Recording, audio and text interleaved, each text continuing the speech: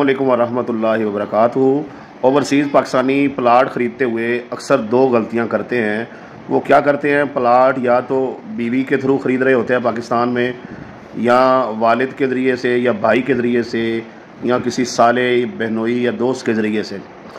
अब होता ये है कि जब वो बीवी के ज़रिए से प्लाट ख़रीदते हैं तो बीवी जो है बयाने का या फुल पेमेंट का स्टाम्प जो है वो अपने नाम करवा लेती है, और कल कलां को जब कोई मसला बनता है, मतलब रजिस्ट्री तो उस बंदे के नाम हो गई जो ओवरसीज़ है, लेकिन जो फुल पेमेंट का स्टाम्प है वो उसकी बीवी, उसकी बहन, उसका भाई, उसका वालिद, किसी के भी नाम हो सकता है। अब वालिद के नाम था, वालिद वफात पा गया तो बाद में दीगर बहन भाई केस कर देते हैं, देखे जी ये तो फुल पेमेंट का स्टाम्प अब्बू की तरफ से था, अब्बू ने पैसे दिए हुए थे, तो ये भाई ने जो है ये अपने नाम जगह लगवा ली है, तो केस बन जाता है, मसला बन जाता है।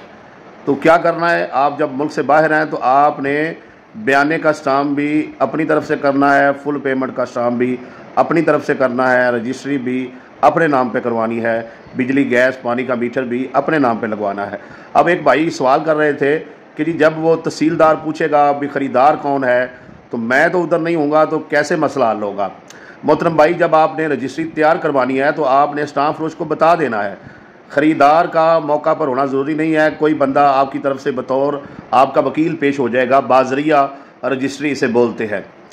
तो इसमें यह है कि जहां ख़रीदार आपने पेश होना था, आपकी तरफ से आपकी वालिदा, वालिद, बहन, भाई, साला, बहनोई, कोई दोस्त, कोई रिश्तेदार, कोई भी बंदा मर्द हो या औरत, वो आपकी तरफ से पेश हो सकते हैं।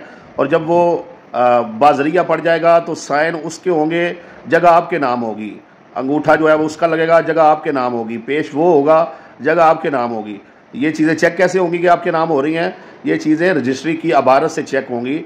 जब रजिस्ट्री लिखी जाएगी तो उससे पता चल जाएगा ख़रीदार कौन है और बेचने वाला कौन है, ठीक है जी।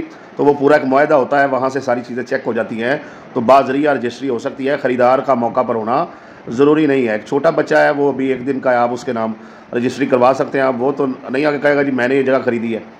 इसी तरीके से मुल्क से बाहर बंदा भी जो है वो भी अपने नाम पे रजिस्ट्री करवा सकता है, उसका मौका पर होना ज़रूरी नहीं है। बाज़रिया उसकी जगह पर कोई एक बंदा पेश हो जाए तो उसके नाम रजिस्ट्री जो है वो हो जाएगी।